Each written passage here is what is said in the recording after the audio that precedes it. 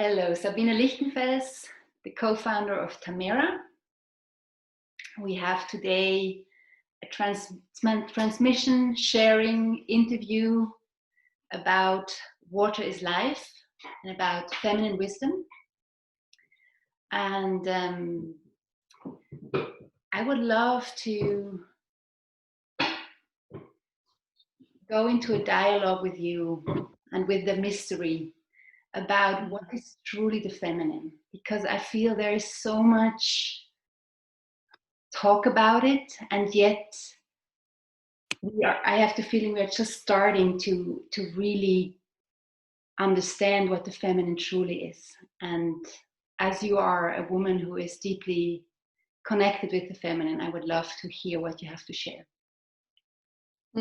So what a question just in the beginning, because we know that there is a lot of discussion at the moment because it's so connected with the gender question. And so maybe I start that I feel that the feminine aspect is in every being, and the masculine aspect as well. But I feel that if I look to creation, then I feel in the core there is unity. And already in this unity, there is a polarity between two aspects, the feminine and the masculine power.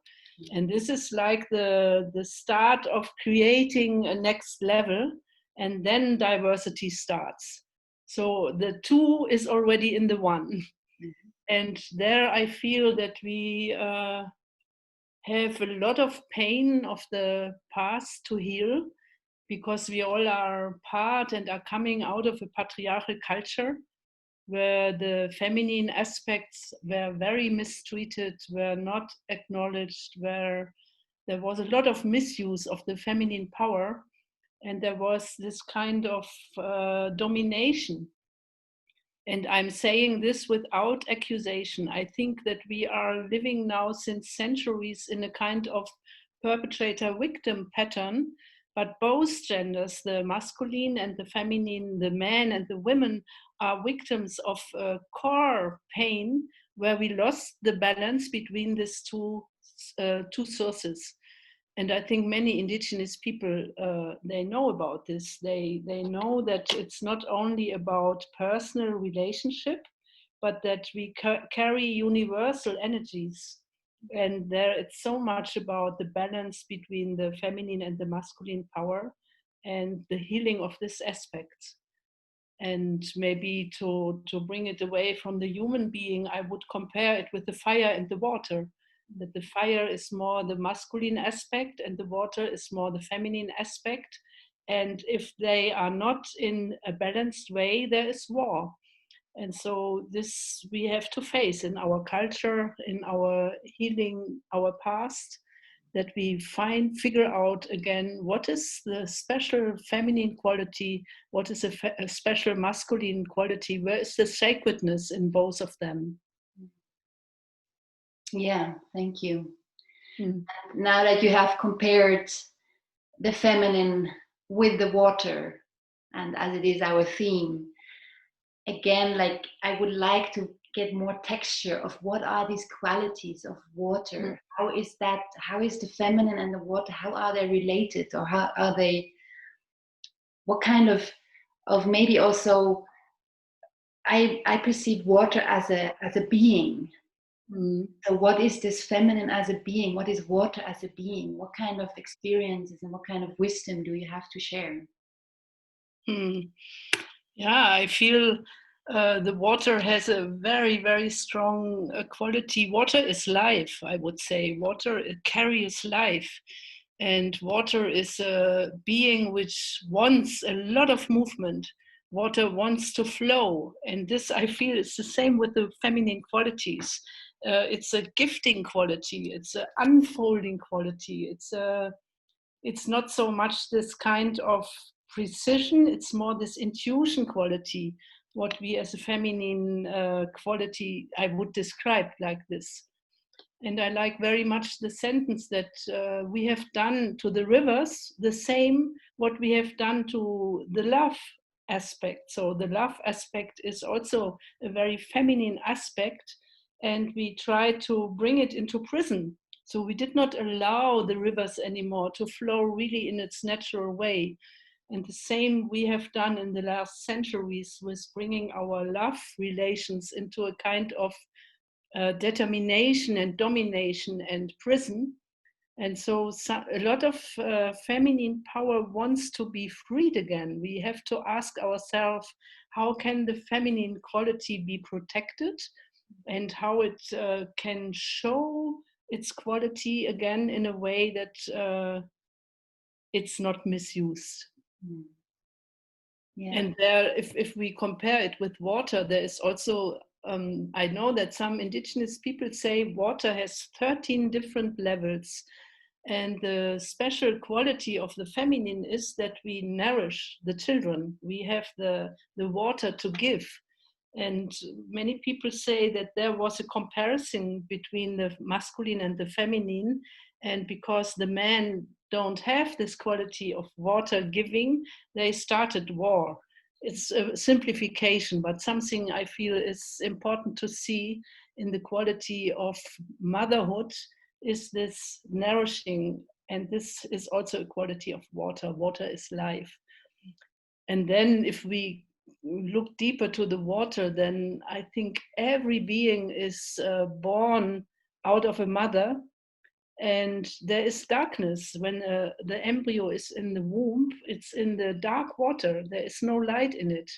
And the same quality is when the water is under the earth. It's really it carries life still before it faces the sunlight. Yeah. And this is a very important part, which we in our normal spiritual way, we always speak of, we have to enlighten ourselves, the light, the light, the light. It's really important. But we brought the darkness to a shadow side in a like evil. And something has to heal there, because it's very important to face the light and the darkness. And their life and birth giving starts. Beautiful. Mm. I can very much relate to the dark water. Like also this, it's like almost the mystery mirrored, like the mystery of the cosmos mirrored on the earth. Like it goes, as much as it goes out, it goes also in. Yes, yes. And to really go into this unseen, because there's so much area underneath the surface of the ocean that we don't know, that we don't see. And just to feel into what is our planet as a whole, like in all its dimensions. We are just scratching on the surface. Exactly. And that's how I often feel, that because we don't have this understanding of the feminine, we also don't know how to relate between women and men. Yeah, exactly. So it has not the enough broad, vast vessels to be actually met in its essence, in its truth. Yeah, exactly. We are in our thinking, we are normally so much only looking on the human level. And on this level, we want to heal our love relationships, we want to heal our social questions, but there is so much more. And often I compare this, we are coming out of a Christian religion, and it's so much about the Father God and the divine Father aspect. And I often say they have stolen the mother aspect of the divine. And this is one, it must be a very lonely God if he lost his feminine side. Yeah. And to bring this back, that this miracle of life, that we all, every being comes out of sexuality, comes out of a sexual encounter. And there is such a mystery between the feminine and the masculine. And to face this again as a universal mystery, where so many unknown sides are there, which we have to be ready to receive and to listen to. I had the vision lately, being with this theme of the water, and I was like, wow, what we do on this planet, we bottle up water, we own it, we sell it. It is like in tubes, we put chemicals, there's so much violence against it, like that it cannot flow in its natural nature, in its way. And I had just a vision, like actually what would be needed is that every water source is a temple. Like every water source should be a temple where we connect with our own feminine and receive that pure life force. Exactly. I think we all should know where is our water coming from. And just here in Portugal, we had at the Johannes Day, it was 2 weeks ago, I think, there was the so-called Johannes Day. And this is a day where people celebrated the birth of the water. And they went to the springs because they knew the spring is a sacred place from where they receive their waters. And these rituals to bring them back, I accompanied a lot of pilgrimages where we went the whole watershed, and from where the water is coming and where it's going to the ocean, and to see how socialization of human beings was always connected with the sacred places of the water. And when you now, for example, you go to Los Angeles and you visit people there and you ask them, do you know where your water is coming from?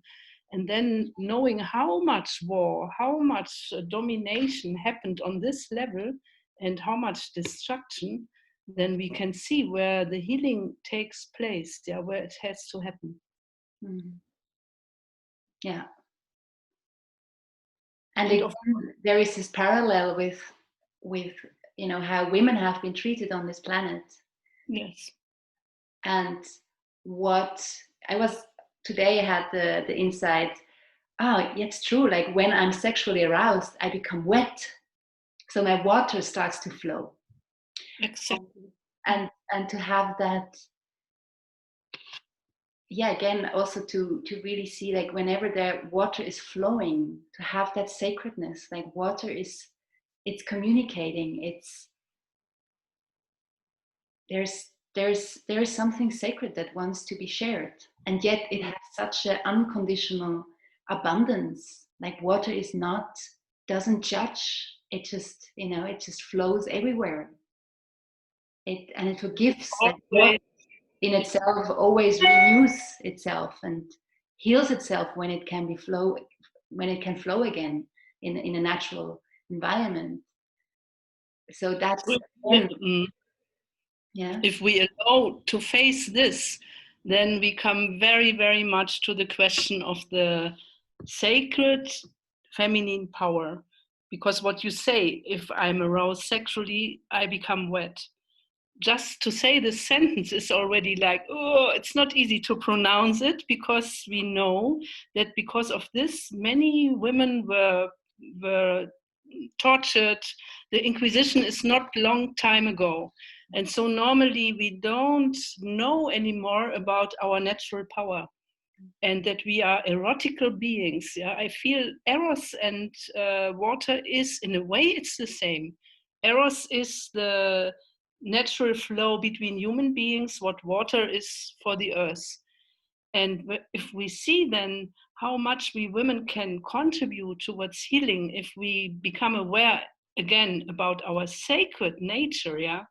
Also, if we look back to the very prehistorical cultures, the goddesses, they were always sexual.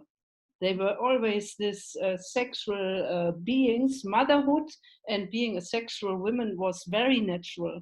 And it was also natural that women decided how they offer their gifts to the masculine side. And then there came a culture where sexuality became evil and motherhood was still in the Maria and so on. And how can we bring it back to a real healing source where we know that with our beauty, we trigger something in the masculine side and we can heal the wounds if we understand what we are triggering in the masculine side. And there's so much healing wants to happen. And I would like to compare what happened with the water with what happened to humanity. Because if we see how Eros is treated, then we see that the earth body, for example, it became dry because the water is no more there.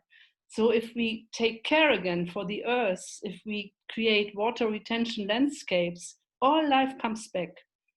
Birds come back, animals come back, rain comes back.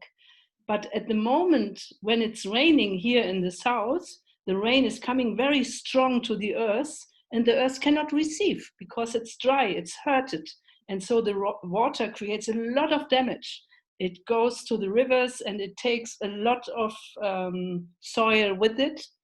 And this is, for me, you can compare what we created in Eros. That the masculinity is have a big longing for the human connection to the feminine, but the society is created in a way that it triggers the longing, but there is no surrounding for trust.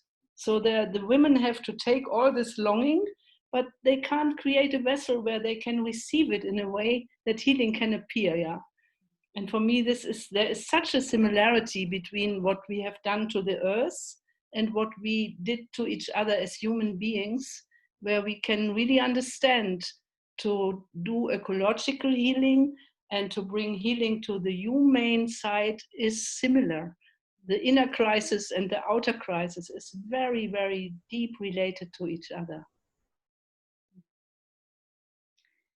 What do you see is a good start, to start to heal the relation to, like, also as an individual, but also as what kind of structures to start different relationship with water. Also, for me personally, what I struggle with is I know we cannot own this planet. We can only have a relationship with it. Yet this is not like, there are so many places that are owned. So for me as a human and as a woman, to fully bring my being, it's not always so easy. Of course I have practice and it was hard, and now I'm in a position where I feel like actually I can still, but I feel there is quite a tension, like it's not so easy to relate in a healthy way to land if that is not supported from outside. So what do you recommend, how to start to heal this path with the water, with the land, with our feminine aspects as women, but also as men and as humanity? Yeah, this is the core question, I feel. And I feel we as humanity globally are in this question, what to do. And for me, the first thing is that we understand that the personal conflicts where we are in as individuals are not individual, they are systemic. And then we start to ask, what is it about? So I cannot alone heal the water question, but if I see what we have done to the water, I can invite a community to look together, how can we bring healing to this aspect? And for example, how can we bring back soil to the earth that it can receive the water? And if I translate this to the human question, I would say, how can we bring back trust as a real trust and transparency to a society level? And there I feel that the wounds that we lost, community wisdom is so deep, but we are community beings. And so here is for me a very crucial point, that we understand that we have to come together as human beings to create vessels for trust building. And then we as women can show who we really are on a universal level. In a society, it's nearly impossible. We have to carry masks. how we have to carry mask with Corona, we have to do it in our society because there are laws which don't allow to be transparent to each other. And this is for me the main thing. How can we create in this big imperialistic systems where we are all part of, in this part of perpetrator victim societies where we are all part of, how can we create vessels of trust? And how can we create, for example, circles where we as women really share who we are, where is our social, our sacred source? And then also, how can we reveal it to the masculine part without creating too early relationship, but to create vessels where we can see the sacredness, what we all carry, the masculine side as well as the feminine side. And this for me is the most important point, because I have many people who are full of desperation in their personal love relationships. And I always try to explain that on a personal level, there is no healing as long as we don't look to the bigger step. How can we heal the wounds of the society? And when we discover this, and when we also discover the laws of the universe, we also receive much more energy to go forwards to healing. So I needed to see a healthy picture. I needed to see that if I really listen to the water, it tells me how it wants to be treated. And this is the same if we really listen before we touch each other, we will reveal how we want to be treated as sexes. And this for me are the important core questions. I think it was Eike Braunroth. He works a lot with cooperation with nature. And he said the sentence always asks before you touch. And also that we know you cannot own another person. This creates domination. Domination creates fear. Fear creates anger. So these are laws of the universe. And this we can learn in the way how we relate to the earth, but we also can learn to how we relate as human beings to each other. It's very similar. I have another question. How the feminine quality and water is connected with the heart. You were mentioning that earlier, like how would you say that is connected to love as the biggest force in the universe? I think. How is that related? For me, the heart is in a way the meeting point inside every organism where the inner sun and the water meet. And so in the moment where we really dare to open our heart, our waters can flow freely. And then also our inner light can touch the water in a way that the cycle is healthy. So the heart for me is also connected with the inner fire, with the inner light, with the inner sun. And I think normally if it would be work in a healthy way, sun creates always love. And the water will be received, it will be embraced by this power. And I feel our whole thinking will change if we really open our hearts. It's like our organism becomes the temple again. It becomes the temple where the sacred powers can really meet. Yeah. How I'm still wanting to go deeper bit with the question, because for me also that we women have breasts and we nurture our children on the heart level with the breasts, so we share the the water of our heart a bit. What is there also maybe the responsibility to be a woman on this planet, like with this organic vessel that we have? What is there? How, like, I feel there is a responsibility that we also didn't take fully, probably also often couldn't, but also didn't. And there I find it's quite interesting to see, in this, where can we become again leaders of a love culture? Well, you are daring questions in this time where we are in. I fully agree that I feel because of the past, there is a habit where we women behaved in a victim pattern, and we were not aware of the responsibility what we carry. And with responsibility, I mean the response we give to life. And even the most sacred values we carry, for example, to become a mother, for many years it had no value anymore. Also inside of us, we made the separation to be a mother or to be an erotic being. And we did not notice that being a mother is the most sacred eros which we carry.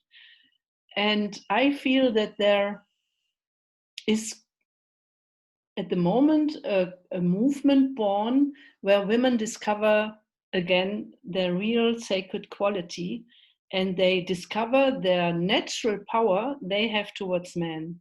And they discover, I think there was a movement when I was young, many women were so angry towards the masculine side that the movement was much more about hating, revenge. And now there's a shift. I feel that women face their real qualities.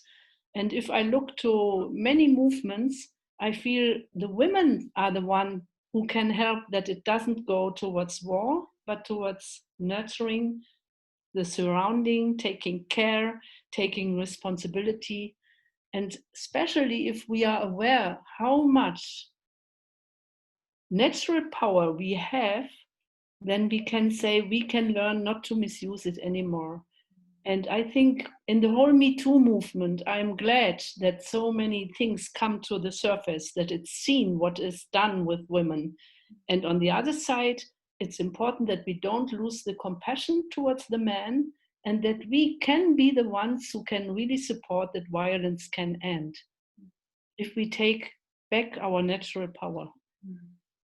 I feel that patriarchal culture could happen is not only the failure of the masculine side. It was also the women who they did not want anymore always to be the mothers. They were longing for strong partnerships. They wanted a partner. They did not want to have always the sun mans, and they had to be the priestess. And now we understand that the men overjumped something in its own movement because they felt they had to be the hero for the women. And so they only could become this hero with a closed heart. Mm-hmm. And there was not the natural movement that a man could grow to become a real partner towards the feminine side. Mm. It's in very short words. I have written a whole book about this. So for the ones who are interested, I try to describe a society where this natural power was embedded, and how this failure happened, and how we can support that it can heal.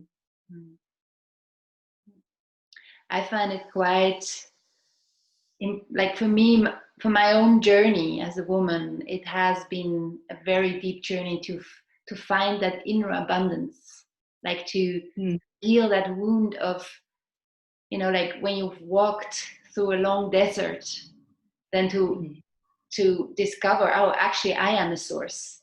That's quite a development. Mm-hmm. And maybe you can share something how that was for you on your journey, how you could, or how you also nurture your own inner source. What are there the tools and the insights? Yeah, thank you. As you know, I studied theology, and for me this was a real shock because I did not find any answers, and I only saw here I can't find any feminine source. I discovered here the feminine was evil in the whole history. And then I tried to create political movement, and I discovered the deep meaning of community. This was the first healthy part. And also to discover in relationship, I cannot be owned and I cannot own a partner. And this was a very, very important step to discover that this mistake, where my relationship became so difficult, was not only because of us personal. I saw it's happening everywhere.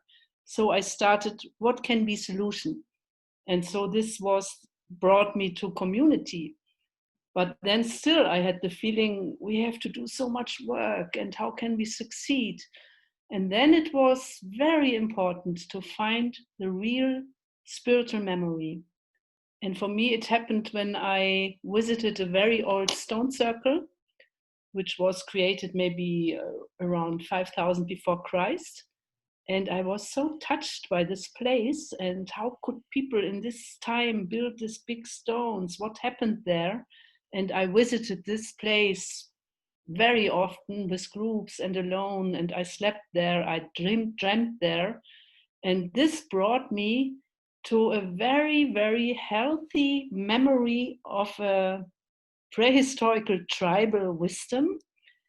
And this was like, I noticed, wow, a tree can only grow if the tree is connected with the seed.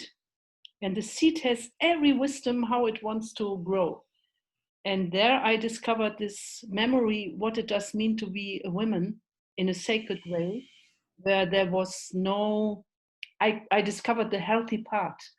And I noticed I can always relate to it because it's always there in the universe.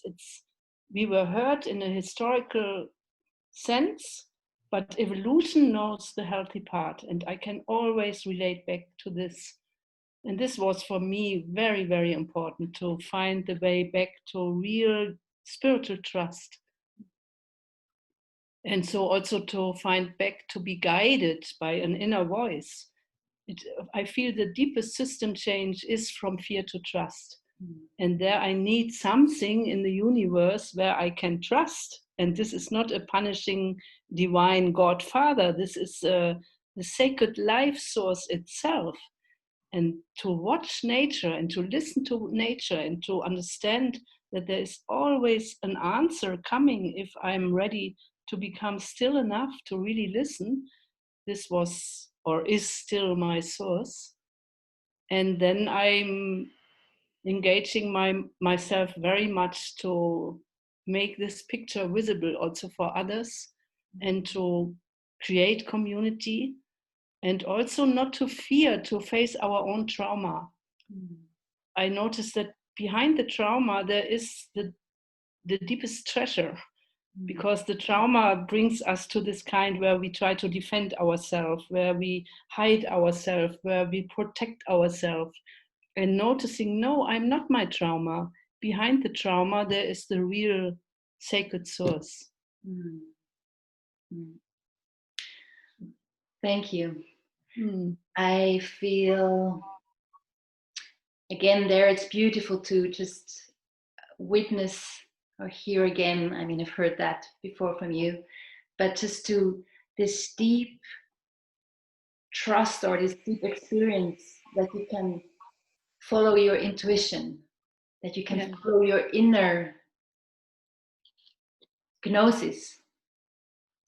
And this is something that is in our culture where we are so mind and matter dominated, in our identity is a lot in mind and scientific research. So I find that also an interesting point to reflect, like, because I'm, again, a lot of I think everything in my life, ultimately when it comes down, what decides, it's my intuition, and I cannot grasp it always in words or in explanations, but it's something that knows inside of me. And for me, that is such a big part of being connected with the feminine, yet we don't have a culture of it. And again, it's something, it's quite a practice to put that as a priority, like against everything that society says and tells. And wants us to do, like to really have that discipline and that culture of like, no matter what, I'm listening to this inner voice and this inner knowing, and I let it guide me. So it's beautiful to hear that from, how I feel you have this deep commitment to it since a very long time, and how that then can bring so much wisdom to the world. Yeah. Yeah, I feel that if we once more come back to this relation between the feminine and the masculine side, I think they are both part of us. And the intuition is so much the feminine side, yes, this inner wisdom, this inner guidance, this facing the not knowing, and then deeply listen and knowing where to go. And then you mentioned the mind. And I want to bring in here that the mind is mainly so much conditioning. We are so conditioned in life patterns and thinking, but there is something deeper, what you named as gnosis. This is I feel it's a pure thinking, and is the relation between the intuition of the women and the masculine side, which always wants to recognize and to understand fully. And also there, it was for centuries not allowed to fully think to an end. If we really ask what is true, then normally before we ask this to an end, there comes fear. And our mind catches up. We are in a way in the prison of the mind. But the freedom is the intuition and the real wanting to know. I want to know. I want to understand. And we know how many people in history were crucified because of this. Because I don't know the name, but for example, when people discovered the earth is round, they had to die because of this. Yeah, this kind of society patterns which did not allow us to become who we really are. This for me is, we have to take this challenge and to understand that on the deeper level, if we really want to know, then the answers can appear. And there for me also starts the real dance between the masculinity and the femininity in a love relation without owning each other. Yeah. That's a very nice bridge for the next, because the next month will be dedicated to the fire and to masculine presence. So it will be nice to have, just as a ending vision, as you said, a healthy picture of how the forces of the water and the fire, of the feminine wisdom and the masculine presence, how they really can come together. Do you have something to say about that healthy vision and picture? I try for the end. So for me, there is, as I see the history of our community now, we are in community since 1978, and we try to create healthy relationships. And I feel there is this deep longing for real freedom, that we really can be who we are, that we can be transparent. And so this love learning for me as a woman, that we learn to express what we really love and to express our errors. And there is also this longing of lasting relationship. And often this seems to be a contradiction, this free flow of the water, which flows where it ever wants to go, and this lasting relationship. But also there, the water has this movement, and it also likes to be carried in a lake. And so this I would compare with a lasting relationship. And we cannot create this with commitment and laws, but to understand that if we really dare to face transparency, the real love can appear. And the universe, sun and moon, they have a love relationship. Sorry, they cannot leave each other. And the moon will not ask the sun, do you also shine for others? The sun says, I have to. If I are not allowed to shine for others, I have to become dark and I can't stay faithful to you. And to understand how this is connected, yeah. there I feel this we can only discover in bigger vessels where we create communities where this truth can be unfolded. And I can say I live now since more than 40 years, since 1978.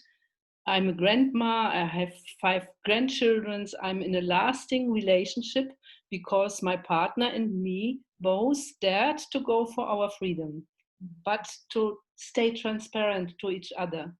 And this made the errors grow and not become less.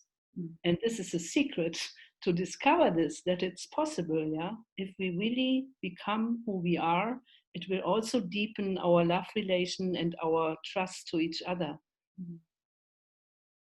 And I know that a man is very thankful if a woman really dares to be a shining woman.